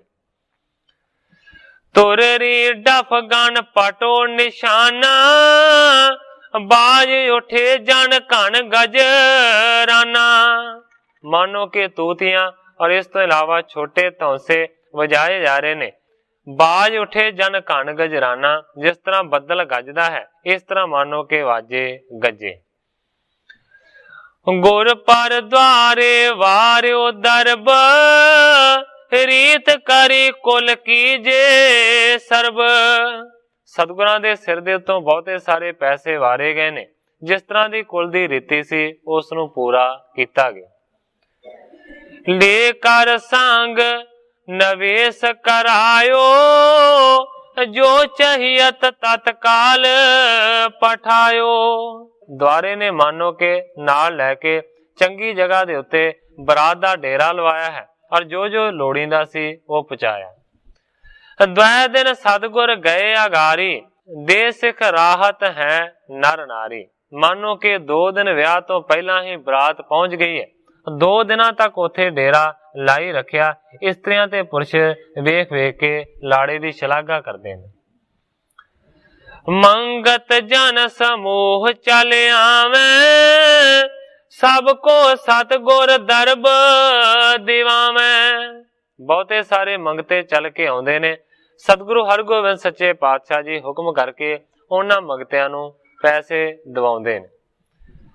जस फैलियो बड़ दान दए ते, बसे 2 दिन बीत गए ते। वड्डा दान देण दे नाल कवि जी लिखदे ने कि सतगुरां दा वड्डा जस फैलिया। 2 दिन इसे तरीके दे नाल बीत हो गए। तृती दोष रह घटका 4, बड़वा रूड़े होए सब तैयार। तीसरे दिन जदों 4 घड़ियां दिन रहिंदा सी, उदों मानो कि सतगुरु हरगोबिंद सच्चे पातशाह जी ने घोड़ी दी सवारी की। काने बजावत बाजे चाले, सुन सब कह पा हरख बसाले। बहुत वाजे वजाए गए ने, जिन्हां दी वड्डी सारी धुनी है। सारियां दे मन दे विच बड़ी खुशी। जेठे संग मिलनी कर द्वारे, करियो टुकाओ जाए तिस द्वारे। ग्रंथाकार भाई संतोख सिंह जी लिखते ने ਕਿ ਦੁਆਰੇ ਨੇ ਭਾਵ ਕੇ ਸਤਿਗੁਰਾਂ ਦੇ ਸਹੁਰੇ ਨੇ ਫਿਰ ਮਾਨੋ ਕਿ ਭਾਈ ਜੇਠਾ ਜੀ ਦੇ ਨਾਲ ਮਿਲਣੀ ਕੀਤੀ ਹੈ। ਪਿੱਛੇ ਜਦੋਂ ਇਸ ਤੋਂ ਪਹਿਲੇ ਵਿਆਹ ਦਾ ਜ਼ਿਕਰ ਆਇਆ ਸੀ ਤੇ ਕਵੀ ਜੀ ਨੇ ਲਿਖਿਆ ਹੈ ਕਿ ਬਾਬਾ ਬੁੱਢਾ ਜੀ ਨੇ ਮਿਲਣੀ ਕੀਤੀ ਹੈ ਸਤਿਗੁਰਾਂ ਦੇ ਸਹੁਰੇ ਦੇ ਨਾਲ, ਕਿਉਂਕਿ ਸਤਿਗੁਰੂ ਅਰਜਨ ਦੇਵ ਸੱਚੇ ਪਾਤਸ਼ਾਹ ਜੀ ਮੌਜੂਦ ਨਹੀਂ। ਇਸ ਕਰਕੇ ਮਾਨੋ ਕਿ ਬਾਬਾ ਬੁੱਢਾ ਜੀ ਨੇ ਸਤਿਗੁਰੂ ਅਰਜਨ ਦੇਵ ਸੱਚੇ ਪਾਤਸ਼ਾਹ ਜੀ ਦੀ ਜਗ੍ਹਾ ਤੋਂ ਹੋ ਕੇ ਦੁਨਿਆਵੀ ਰੀਤੀ ਨੂੰ ਪੂਰਨ ਕਰਨ ਦੇ ਵਾਸਤੇ ਮਿਲਣੀ ਕੀਤੀ ਹੈ। ਹੁਣ ਇਸ ਵੇਲੇ ਮਾਨੋ ਕਿ ਨਾ ਤੇ ਭਾਈ ਗੁਰਦਾਸ ਜੀ ਮੌਜੂਦ ਨੇ ਤੇ ਨਾ ਹੀ ਬਾਬਾ ਬੁੱਢਾ ਜੀ ਇੱਥੇ ਪਹੁੰਚੇ ਹੋਏ ਨੇ। ਇਸ ਕਰਕੇ ਭਾਈ ਜੇਠਾ ਜੀ ਮੋਹਰੀ ਨੇ। ਇਸ ਕਰਕੇ ਇਸ ਵਿਆਹ ਦੇ ਉੱਤੇ ਜਿਹੜੀ ਮਿਲਣੀ ਹੈ ਨਾ ਪਿਤਾ ਵਾਲੇ ਪਾਸੇ ਦੀ, ਉਹ ਭਾਈ ਜੇਠਾ ਜੀ ਨੇ ਕੀਤੀ ਹੈ। ਕਰਿਓ ਟੁਕਾਓ ਜਾਏ ਤਿਸ ਦੁਆਰੇ, ਤੇ ਫਿਰ ਮਾਨੋ ਕਿ ਜਾ ਕੇ ਬਰਾਤ ਨੇ ਟੁਕਾ ਕੀਤਾ। ਪਿਖਿਓ ਜਮਾਤਾ ਭਾਗਣ ਜਬੈ, ਅੰਗ ਆਨੰਦ ਨਾ ਮੇਵੈ ਤਬੈ। ਜਦੋਂ ਭਾਗਣ ਨੇ ਦੁਆਰੇ ਦੀ ਘਰਵਾਲੀ ਨੇ ਆਪਣੇ ਜਵਾਈ ਨੂੰ ਵੇਖਿਆ ਤੇ ਮਨ ਨੂੰ ਬਹੁਤ ਜ਼ਿਆਦਾ ਪ੍ਰਸੰਨ ਹੋਈ ਹੈ। ਅੰਗਾਂ ਦੇ ਵਿੱਚ ਜਿਹੜੀ ਖੁਸ਼ੀ ਹੈ ਨਾ ਉਹ ਸਮਾਉਂਦੀ ਨੇ। ਪਿਖ ਪਿਖੇ ਅਬਲਾ ਸਕਲ ਸਰਾਹਤ, ਜਿਹ ਨਾ ਪਿਖੇ ਸੁਨੇ ਦਿਖਨ ਚਾਹਤ। ਮਾਨੋ ਕਿ ਵੇਖ ਵੇਖ ਕੇ ਜਿਹੜੀਆਂ ਔਰਤਾਂ ਨੇ ਬੜੀ ਸ਼ਲਾਘਾ ਕਰਦੀਆਂ ਨੇ, ਜਿਨ੍ਹਾਂ ਨੇ ਪਹਿਲਾਂ ਨਹੀਂ ਦੇਖਿਆ ਉਹ ਮਾਨੋ ਕਿ ਸੁਣ ਸੁਣ ਕੇ ਵੇਖਣ ਦੇ ਵਾਸਤੇ ਆਉਂਦੇ ਨੇ। ਜਾਣ ਸਮਾ ਗੋ ਧੂਲ ਬਿਸਾਲਾ, ਬੇਦੀ ਥਲ ਮਿਲ ਕਰ ਦਿਜ ਜਾਲਾ। ਜਦੋਂ ਮਾਨੋ ਕਿ ਗਊ ਧੂੜ ਦਾ ਵੇਲਾ ਹੋਇਆ, ਉਸ ਵੇਲੇ ਮਾਨੋ ਕਿ ਵੇਦੀ ਗੱਡੀ ਗਈ ਹੈ ਤੇ ਵੇਦੀ ਦੇ ਆਲੇ ਦੁਆਲੇ ਬਹੁਤ ਸਾਰੇ ਪੰਡਤ ਬੈਠੇ ਸਨ। ਸਤਿਗੁਰ ਕਰੇ ਆਵਾਹਨ ਜਬੈ, ਪਹੁੰਚਤ ਪਏ ਜਾਏ ਕਰ ਤਬੈ। ਜਦੋਂ ਸਤਿਗੁਰਾਂ ਨੂੰ ਬੁਲਾਇਆ ਗਿਆ ਤੇ ਫਿਰ ਸਤਿਗੁਰੂ ਸੱਚੇ ਪਾਤਸ਼ਾਹ ਜੀ ਵੀ ਵੇਦੀ ਦੇ ਲਾਗੇ ਪਹੁੰਚੇ। ਵਿਦਿਆ ਜੇਠਾ ਆਦਿਕ ਸਾਥ, ਖਾਰਿਓ ਪਰ ਬੈਠੇ ਸ਼ੁਭ ਨਾਥ। ਸਤਿਗੁਰਾਂ ਦੇ ਨਾਲ ਭਾਈ ਵਿਧੀ ਚੰਦ ਜੀ ਨੇ ਔਰ ਇਸ ਤੋਂ ਇਲਾਵਾ ਭਾਈ ਜੇਠਾ ਜੀ ਨੇ। 9 ਗ੍ਰਹਿ ਕੋ ਦਿਜ ਨੇ ਪੁਜਵਾਏ, ਅਗਨ ਸਥਾਪਨ ਕੀਨ ਬਣਾਏ। ਪਹਿਲਾਂ 9 ਗ੍ਰਹਿਾਂ ਦੀ ਪੂਜਾ ਕੀਤੀ ਹੈ ਪੰਡਤ ਨੇ ਤੇ ਫਿਰ ਮਾਨੋ ਕਿ ਵੇਦੀ ਦੇ ਵਿਚਕਾਰ ਅੱਗ ਦੀ ਸਥਾਪਨਾ ਕੀਤੀ, ਅੱਗ ਬਾਲੇ। ਸਰਪੀ ਪਾਏ ਹੋਮ ਕੋ ਕਰਿਓ, ਉਠ ਸਤਿਗੁਰ ਚੋਂ ਦਿਸ਼ ਤਿਸ ਫਿਰਿਓ। ਫਿਰ ਉਸ ਅਗਨੀ ਦੇ ਵਿੱਚ ਘਿਓ ਪਾ ਕੇ ਹੋਮ ਕੀਤਾ ਗਿਆ। ਫਿਰ ਸਤਿਗੁਰੂ ਸੱਚੇ ਪਾਤਸ਼ਾਹ ਜੀ ਨੇ ਅਗਨੀ ਦੇ ਦੁਆਰੇ ਫੇਰੇ ਲਏ। ਕਾਰਨ ਉਚਿਤ ਕਰ ਲਾਵਾਂ ਲੈਣ, ਜਹਾਂ ਚਹਿਤ ਜੇਠੇ ਤਨ ਦੇਣ। ਉਚਿਤ ਤਰੀਕੇ ਦੇ ਨਾਲ ਲਾਵਾਂ ਲਈਆਂ ਨੇ ਤੇ ਜਿੱਥੇ ਜਿੱਥੇ ਵੀ ਧਨ ਦੀ ਲੋੜ ਪਈ ਹੈ ਉੱਥੇ ਉੱਥੇ ਧਨ ਮਾਨੋ ਕਿ ਭਾਈ ਜੇਠਾ ਨੇ ਦਿੱਤਾ। ਸਤਿਗੁਰ ਗਏ ਆਪਣੇ ਡੇਰੇ, ਬਾਜੇ ਬਜਤ ਬਹੁਤ ਤਿਸ ਬੇਰੇ। ਜਦੋਂ ਵਿਆਹ ਦੀ ਰੀਤੀ ਸੰਪੂਰਨ ਹੋਈ ਤੇ ਸਤਿਗੁਰੂ ਹਰਗੋਬਿੰਦ ਸੱਚੇ ਪਾਤਸ਼ਾਹ ਜੀ ਆਪਣੇ ਸਾਥੀਆਂ ਦੇ ਸਮੇਤ ਜਿੱਥੇ ਡੇਰਾ ਲਵਾਇਆ ਸੀ ਉੱਥੇ ਪਹੁੰਚ ਗਏ ਨੇ। ਉਸ ਵੇਲੇ ਕਵੀ ਜੀ ਲਿਖਦੇ ਨੇ ਕਿ ਬਹੁਤ ਤਰ੍ਹਾਂ ਤਰ੍ਹਾਂ ਦੇ ਖੁਸ਼ੀਆਂ ਦੇ ਵਾਜੇ ਵਜਾਏ ਗਏ। ਪੁਨ ਭੋਜਨ ਕੇ ਹੇਤ ਬੁਲਾਏ, ਉੱਚੇ ਪੰਕਤ ਲਾਏ ਬਿਠਾਏ। ਇਸ ਤੋਂ ਬਾਅਦ ਭੋਜਨ ਛਕਾਉਣ ਦੇ ਵਾਸਤੇ ਸਾਰੀ ਬਰਾਤ ਨੂੰ ਬੁਲਾਇਆ ਗਿਆ ਤੇ ਸਾਰਿਆਂ ਤੋਂ ਉੱਚਾ ਕਰਕੇ ਸਤਿਗੁਰੂ ਹਰਗੋਬਿੰਦ ਸੱਚੇ ਪਾਤਸ਼ਾਹ ਜੀ ਨੂੰ ਬਿਠਾਇਆ ਗਿਆ। ਸਤ ਪਕਵਾਨੀ ਆਣ ਆਹਾਰੇ, ਕਰਿਓ ਪਰੋਸਣ ਸਕਲ ਅਗਾਰੇ। ਮਾਨੋ ਕਿ 7 ਤਰ੍ਹਾਂ ਦੀ ਮਠਿਆਈ ਦੇ ਜਿਹੜੇ ਭੋਜਨ ਨੇ ਉਹ ਆਂਦੇ ਗਏ ਨੇ। ਮੁਹਾਵਰਾ ਹੈ 7 ਵੰਨੀ ਮਠਿਆਈ। ਇਸ ਤਰ੍ਹਾਂ ਦੇ ਭੋਜਨ ਲਿਆ ਕੇ ਅੱਗੇ ਰੱਖੇ ਗਏ ਨੇ, ਸਾਰਿਆਂ ਦੇ ਅੱਗੇ ਪਰੋਸੇ ਗਏ। ਅਚਵਣ ਲਗੇ ਗਾਵਤ ਬਰ ਨਾਰੀ, ਲੈ ਲੈ ਨਾਮ ਉਚਾਰਤ ਗਾਰੀ। ਜਦੋਂ ਮਾਨੋ ਕਿ ਸਾਰੇ ਦੇ ਸਾਰੇ ਭੋਜਨ ਛਕਣ ਲੱਗੇ ਨੇ ਉਸ ਵੇਲੇ ਮਾਨੋ ਕਿ ਜਿਹੜੀਆਂ ਔਰਤਾਂ ਨੇ ਉਹਨਾਂ ਨੇ ਗੀਤ ਗਾਉਣੇ ਸ਼ੁਰੂ ਕੀਤੇ ਨੇ ਔਰ ਗੀਤਾਂ ਦੇ ਵਿੱਚ ਮਾਨੋ ਕਿ ਸਿੱਠਣੀਆਂ ਵੀ ਦਿੰਦੀਆਂ ਨੇ। ਮੁਦਤ ਸਮਾਜ ਸਰਬ ਹੋਏ ਰਹਿਓ, ਦੇਖ ਦੇਖ ਗੁਰ ਜਸ ਕੋ ਕਹਿਓ।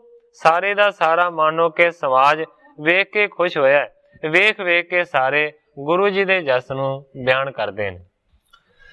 ਤ੍ਰਿਪਤ ਹੋਏ ਡੇਰੇ ਪੁਨ ਆਏ, ਸੁਪਤ ਜਥਾ ਸੁਖ ਰਾਤ ਬਿਤਾਏ। ਭੋਜਨ ਛਕ ਕੇ ਫਿਰ ਤੋਂ ਆਪਣੇ ਡੇਰੇ ਤੇ ਆ ਗਏ ਨੇ, ਸੌਂ ਕੇ ਰਾਤ ਨੂੰ ਬਤੀਤ ਕੀਤਾ। ਭਾਈ ਪ੍ਰਾਤ ਕਰ ਸੌਚ ਇਸ਼ਨਾਨਾ, ਬੈਠੇ ਸਤਿਗੁਰ ਲਾਏ ਦੀਵਾਨਾ। ਜਦੋਂ ਅੰਮ੍ਰਿਤ ਵੇਲਾ ਹੋਇਆ, ਸਤਿਗੁਰੂ ਸੱਚੇ ਪਾਤਸ਼ਾਹ ਜੀ ਨੇ ਇਸ਼ਨਾਨ ਪਾਣੀ ਕੀਤਾ ਔਰ ਮਾਨੋ ਕੇ ਸਭਾ ਲਾ ਕੇ ਬਹਿ ਗਏ। ਨਿਕਟ ਨਿਕਟ ਜੇ ਗ੍ਰਾਮ ਜੇ ਬ੍ਰਿੰਦ, ਦੇਖਣ ਹਿਤ ਸ੍ਰੀ ਹਰਿ ਗੋਵਿੰਦ।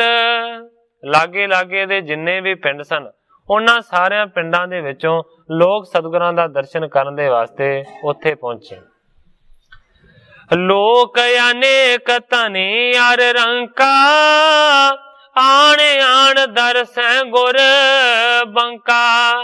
ਅਨੇਕਾਂ ਲੋਕ ਆਏ ਨੇ, ਜਿਨ੍ਹਾਂ ਦੇ ਵਿੱਚ ਅਮੀਰ ਵੀ ਨੇ, ਗਰੀਬ ਵੀ ਨੇ, ਮਾਨੋ ਕਿ ਆਣ ਕੇ ਬਾਂਕੇ ਸਤਿਗੁਰਾਂ ਦਾ ਦਰਸ਼ਨ ਕਰਦੇ ਨੇ। ਅਰਪਿਆ ਕੋਰਨ ਸੀਸ ਨਿਵਾਵੈ, ਮਨੋ ਕਾਮਨਾ ਹੀਰ ਤਪਾਵੈ।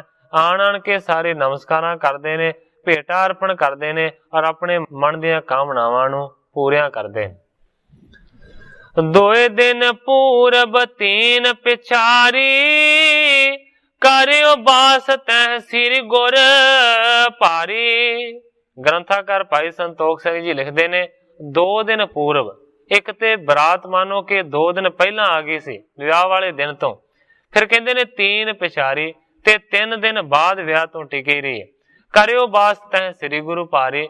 ਸਤਿਗੁਰੂ ਸੱਚੇ ਪਾਤਸ਼ਾਹ ਜੀ ਨੇ ਮਾਨੋ ਕਿ ਇੰਨੇ ਦਿਨ ਉੱਥੇ ਹੀ ਡੇਰਾ ਲਾਈ ਰੱਖਿਆ। ਪੁਣ ਵਿਦਾਇਗੀ ਦਵਾਰੇ ਕੀਨ, ਯਥਾ ਸ਼ਕਤ ਦਾਇਜ ਕੋ ਦੀਨ। ਫਿਰ ਆਪਣੀ ਲੜਕੀ ਦੀ ਵਿਦਾਇਗੀ ਕੀਤੀ ਹੈ ਦਵਾਰੇ ਨੇ, ਯਥਾ ਸ਼ਕਤ ਆਪਣੀ ਵਿੱਤ ਦੇ ਮੁਤਾਬਕ ਉਹਨੇ ਲੜਕੀ ਨੂੰ ਦਾਜ ਵੀ ਦਿੱਤਾ। ਮਿਲ ਭਾਗਣ ਦੋਹਿਤਾ ਕੇ ਸਾਥ, ਅਰਪਣ ਕਰਤ ਭਈ ਗੁਰਨਾਥ। ਜਿਹੜੀ ਮਾਤਾ ਹੈ ਭਾਗਣ, ਉਹਨੇ ਵੀ ਆਪਣੀ ਲੜਕੀ ਦੇ ਨਾਲ ਮਿਲਾਪ ਕੀਤਾ ਹੈ ਔਰ ਮਾਨੋ ਕਿ ਸਤਿਗੁਰੂ ਨਾਥ ਨੂੰ ਆਪਣੀ ਲੜਕੀ ਅਰਪਣ ਕੀਤੀ। ਘਰ ਡੋਰਾ ਆਗੇ ਗੁਰ ਚਲੇ, ਹੋਏ ਪਛਚਾਤ ਅਪਰ ਸਭ ਮਿਲੇ। ਡੋਲੇ ਦੇ ਵਿੱਚ ਸਤਿਗੁਰਾਂ ਦੇ ਮਹਿਲ ਨੂੰ ਬਿਠਾਇਆ ਗਿਆ ਤੇ ਫਿਰ ਡੋਲਾ ਲੈ ਕੇ ਅੱਗੇ ਚੱਲੇ ਨੇ, ਮਾਨੋ ਕਿ ਪਿੱਛੇ ਪਿੱਛੇ ਹੋਰ ਵੀ ਸਾਰੇ ਪਿੰਡ ਦੇ ਲੋਕ ਜਾ ਰਹੇ ਨੇ। ਬਾਜੇ ਬਜਤ ਪੰਥ ਗਮਨੰਤੇ, ਅਨਗਨ ਧਨ ਕਨ ਜਨ ਬਰਖੰਤੇ। ਵਾਜੇ ਵੱਜਦੇ ਜਾਂਦੇ ਨੇ, ਰਸਤੇ ਦੇ ਉੱਤੇ ਚਲੇ ਜਾਂਦੇ ਨੇ, ਪਰ ਮਾਨੋ ਕਿ ਦੁਆਰਾ ਤੇ ਭਾਗਣ ਦੋਵੇਂ ਜੀ ਔਰ ਇਸ ਤੋਂ ਇਲਾਵਾ ਹੋਰ ਵੀ ਜਿਹੜੇ ਪਿੰਡ ਦੇ ਲੋਕ ਨੇ, ਉਹ ਵਿਦਾ ਕਰਨ ਦੇ ਵਾਸਤੇ ਦੂਰ ਤੱਕ ਨਾਲ ਜਾ ਰਹੇ ਨੇ। ਵਾਜੇ ਵੱਜਦੇ ਜਾਂਦੇ ਨੇ ਔਰ ਮਾਨੋ ਕਿ ਇਸ ਤਰ੍ਹਾਂ ਧਨ ਦੀ ਵਰਖਾ ਹੁੰਦੀ ਹੈ ਜਿਵੇਂ ਬੱਦਲ ਦੇ ਵਿੱਚੋਂ ਕਣੀਆਂ ਡਿੱਗਦੀਆਂ ਨੇ। ਕਿਤਕ ਦੂਰ ਜਬ ਚਲੇ ਅਗਾਰੀ, ਖਰੇ ਰਹੋ ਗੁਰ ਗਿਰਾਇ ਉਚਾਰੀ। ਜਦੋਂ ਪਿੰਡ ਤੋਂ ਕਾਫੀ ਦੂਰੀ ਤੱਕ ਆ ਗਏ ਤੇ ਸਤਿਗੁਰੂ ਸੱਚੇ ਪਾਤਸ਼ਾਹ ਜੀ ਨੇ ਇੱਕਦਮ ਸਾਰਿਆਂ ਨੂੰ ਹੁਕਮ ਕੀਤਾ, ਕਹਿੰਦੇ ਨੇ ਖਰੇ ਰਹੋ, ਸਾਰੇ ਦੇ ਸਾਰੇ ਰੁਕ ਜਾਓ। ਪਿਆਰੋ ਸਿੱਖ ਚਲਿਓ ਇੱਕ ਆਵਤ, ਹਮ ਦਰਸ਼ਨ ਕੋ ਬਹੁ ਲਲ ਚਾਵਤ। ਸਤਿਗੁਰਾਂ ਨੇ ਸਾਰਿਆਂ ਨੂੰ ਹੁਕਮ ਕੀਤਾ ਕਿ ਸਾਰੇ ਦੇ ਸਾਰੇ ਰੁਕ ਜਾਓ, ਸਾਡਾ ਇੱਕ ਬਹੁਤ ਹੀ ਜ਼ਿਆਦਾ ਪਿਆਰਾ ਜਿਹੜਾ ਸਿੱਖ ਹੈ ਉਹ ਸਾਨੂੰ ਮਿਲਣ ਦੇ ਵਾਸਤੇ ਆ ਰਿਹਾ ਹੈ, ਅਸੀਂ ਉਹਨੂੰ ਮਿਲ ਕੇ ਹੀ ਅੱਗੇ ਜਾਵਾਂਗੇ। ਇਤਨੇ ਮੇ ਲੰਗਾਹ ਚਲ ਆਇਓ, ਪ੍ਰੇਮੀ ਪਗ ਪੰਕਜ ਲਪਟਾਇਓ। ਜਦੋਂ ਥੋੜੀ ਜੀ ਰੁਕ ਕੇ ਉਡੀਕ ਕੀਤੀ, ਇੰਨੇ ਚਿਰ ਨੂੰ ਕਵੀ ਜੀ ਲਿਖਦੇ ਨੇ ਕਿ ਭਾਈ ਲੰਗਾਹ ਜੀ ਚੱਲ ਕੇ ਉੱਥੇ ਪਹੁੰਚ ਗਏ ਨੇ, ਜਿਹੜੇ ਕਿ ਸਤਿਗੁਰਾਂ ਦੇ ਬੜੇ ਪ੍ਰੇਮੀ ਸਿੱਖ ਨੇ ਔਰ ਸਤਿਗੁਰਾਂ ਦੇ ਚਰਨਾਂ ਦੇ ਉੱਤੇ ਉਹਨਾਂ ਨੇ ਆਣ ਕੇ ਨਮਸਕਾਰ ਕੀਤੀ। ਕਰ ਬੰਧਨ ਜਬ ਖਰੋ ਅਗਾਰੀ, ਇਹ ਕੁਸ਼ਲ ਸਤਿਗੁਰੂ ਉਚਾਰੀ। ਜਦੋਂ ਭਾਈ ਲੰਗਾਹ ਜੀ ਨੇ ਸਤਿਗੁਰਾਂ ਦੇ ਚਰਨਾਂ ਤੇ ਆਣ ਕੇ ਨਮਸਕਾਰ ਕੀਤੇ ਤੇ ਸਤਿਗੁਰੂ ਸੱਚੇ ਪਾਤਸ਼ਾਹ ਜੀ ਨੇ ਸਵਾਲ ਕੀਤਾ, ਕਹਿੰਦੇ ਨੇ ਇਹ ਕੁਸ਼ਲ, ਹੇ ਭਾਈ ਲੰਗਾਹ, ਕੀ ਤੂੰ ਰਾਜੀ ਖੁਸ਼ੀ ਹੈ? ਭਾਈ ਲੰਗਾਹ ਨੇ ਹੱਥ ਜੋੜ ਕੇ ਆਖਿਆ, ਸੱਚੇ ਪਾਤਸ਼ਾਹ ਤੁਹਾਡੀ ਬੜੀ ਕਿਰਪਾ ਹੈ, ਮੈਂ ਰਾਜੀ ਖੁਸ਼ੀ ਹਾਂ। ਸਤਿਗੁਰਾਂ ਨੇ ਸਵਾਲ ਕੀਤਾ, ਤੈਨੂੰ ਪਤਾ ਕਿਵੇਂ ਲੱਗਾ ਅਸੀਂ ਇੱਥੇ ਆਏ ਹਾਂ? ਕਹਿਤ ਭਇਓ ਸਿੱਖ ਲਵਪੁਰ ਗਏ, ਵਿਆਹ ਵਸਤ ਕੁਛ ਲਿਆਵਤ ਪਏ। ਭਾਈ ਲੰਗਾਹ ਕਹਿੰਦਾ, ਸੱਚੇ ਪਾਤਸ਼ਾਹ ਲਾਹੌਰ ਤੁਹਾਡੇ ਭੇਜੇ ਹੋਏ ਕੁਝ ਸਿੱਖ ਗਏ ਸਨ, ਜਿਨ੍ਹਾਂ ਨੇ ਲਾਹੌਰ ਤੋਂ ਮਾਨੋ ਕਿ ਵਿਆਹ ਦੀਆਂ ਚੀਜ਼ਾਂ ਖਰੀਦੀਆਂ ਸਨ। ਇਸ ਕਰਕੇ ਮੈਨੂੰ ਪਤਾ ਲੱਗ ਗਿਆ। ਸੁਧ ਰਾਵਰ ਕੀ ਤਿੰਨ ਤੇ ਪਾਈ, ਦਰਸ਼ਨ ਕੋ ਹੀਰਾ ਲਲਚਾਈ। ਕਹਿੰਦਾ ਕਿ ਸਿੱਖਾਂ ਤੋਂ ਪਤਾ ਲੱਗਾ ਕਿ ਤੁਹਾਡਾ ਵਿਆਹ ਹੈ ਔਰ ਤੁਸੀਂ ਮਟਵੀਂ ਰੁਕੇ ਹੋਏ ਹੋ। ਇਸ ਕਰਕੇ ਸੱਚੇ ਪਾਤਸ਼ਾਹ ਮੇਰਾ ਜੀ ਕੀਤਾ ਕਿ ਮੈਂ ਸਤਿਗੁਰਾਂ ਦੇ ਜਾ ਕੇ ਦਰਸ਼ਨ ਕਰਾਂ। ਇਸ ਕਰਕੇ ਮੈਂ ਦਰਸ਼ਨਾਂ ਦੇ ਵਾਸਤੇ ਪਹੁੰਚ ਗਿਆ ਲਾਹੌਰੋਂ ਚੱਲ ਕੇ।